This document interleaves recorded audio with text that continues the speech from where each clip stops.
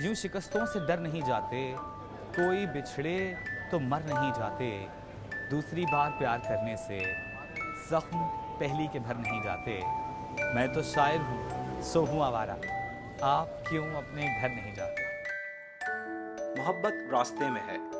یہ ہے اس کتاب کا نام جو ایک جواں سال اور اپنے نام کی طرح خوبرو شاعر وجیح ثانی کے خوبصورت اشعار اپنے اندر سموئے ہوئے ہے۔ وجیح ثانی جو خود ایک معروف براڈ کاسٹر اور نیوز کاسٹر ہیں، خوب جانتے ہیں کہ کس طرح سامعین اور ناظرین کو اپنی طرف متوجہ کیا جاتا ہے، اور شاید اسی فن کو انہوں نے اپنے شوق یعنی شاعری میں بھی آزمایا۔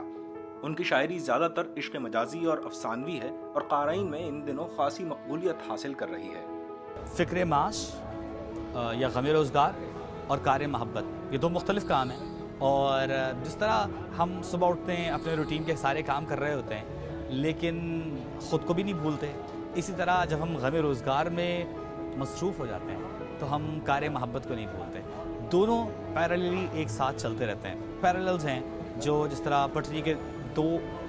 سرے ہوتے ہیں جو ساتھ ساتھ چلتے رہتے ہیں دور تک، اسی طرح غم محبت اور غم روزگار ساتھ ساتھ چلتا رہتا ہے۔ اور جس طرح کہ میں نے آپ سے کہا کہ ایک سفر تھا طویل جو کہ پچھلے 18-20 سالوں پر محیط ہے، تو اس کے بعد میں نے سوچا کہ پہلا پڑاؤ لیا جائے ایک کتاب، اور اس کے بعد آگے کا سفر شروع کیا جائے۔ وجیح نے اپنا پہلا شعری مجموعہ شائع کیا ہے اور ان کا ارادہ ابھی اور منزلیں طے کرنے کا ہے۔ ان کی پہلی کتاب کی تقریب رونمائی آرٹس کونسل کراچی میں منعقد ہوئی، جس کی صدارت بر صغیر کے معروف شاعر پروفیسر سحر انصاری نے کی، جبکہ اس تقریب کی اعزازی صدارت کی ذمہ داری سونپی گئی معروف ادیب اور کالم نگار محمود شام صاحب کو۔ اور اس محفل کے مہمان خصوصی تھے بر صغیر کے ایک اور بڑے ادیب اور شاعر جناب انور شعور۔ دیکھیے، تخلیق میں ٹھہراؤ اور صبر بہت ضروری ہے، یعنی ہم زندگی کی جو تیز رفتاری ہے، بھاگ دوڑ جو ہے، تخلیقی کام جو ہے اس سے ہٹ کر بہت سکون سے کیا جاتا ہے۔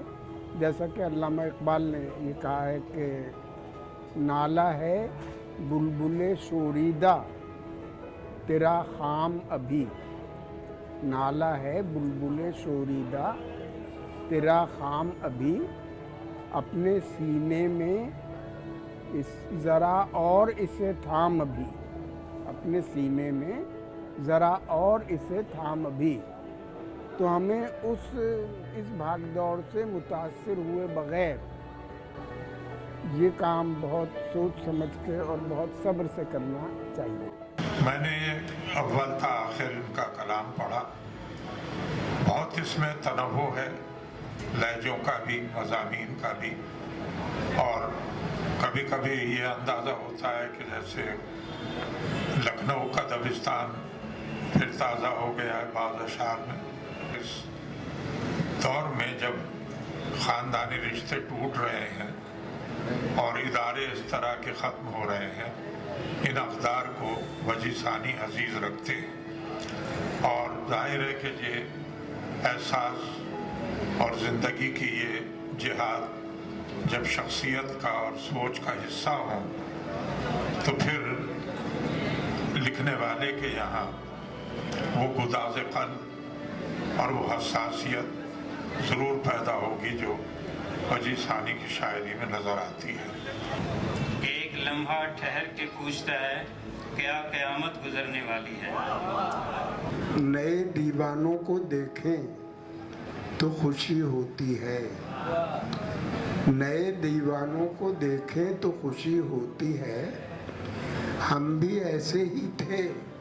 جب آئے تھے ویرانے میں۔ اکثر ناقدین نئی نسل سے ناراضگی کا اظہار کرتے ہوئے کہتے ہیں کہ انہیں ادب پڑھنے میں کوئی دلچسپی نہیں، لیکن حقیقت کچھ اس سے مختلف دکھائی دیتی ہے۔ بہترین کاوش ہے، بہت ہی سادہ اور پرخلوص طریقے سے انہوں نے اس کتاب کے اندر جو اشعار، نظمیں، جو غزلیں قلم بند کی ہیں وہ بہت بہترین طریقے سے انہوں نے لکھی ہیں، اور یہ پتہ چلتا ہے کہ آج کے جو شعراء کرام ہیں ینگ جنریشن میں، ان میں وجیح ثانی کا نام یقیناً بہت پردور طریقے سے بھرنے والا ہے، اور کیونکہ وہ صحافی بھی ہیں اور شاعر بھی ہیں، تو ان کا ایک شعر انہی کی کتاب سے جو مجھے بہت پسند آیا تھا، محبت راستے میں ہے سے،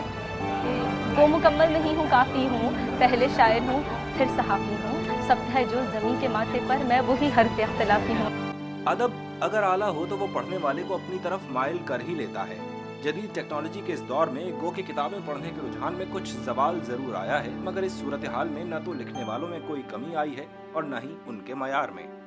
Saud Zafar, voice of America, Karachi. मार के दिल भी दबाना इसी दीवार के बीच, लड़कियों तुमने अदाकारी कहाँ से सीखी? लड़कियों तुमने अदाकारी कहाँ से सीखी? कैसे इकरार जता लेती हो इनकार के बीच?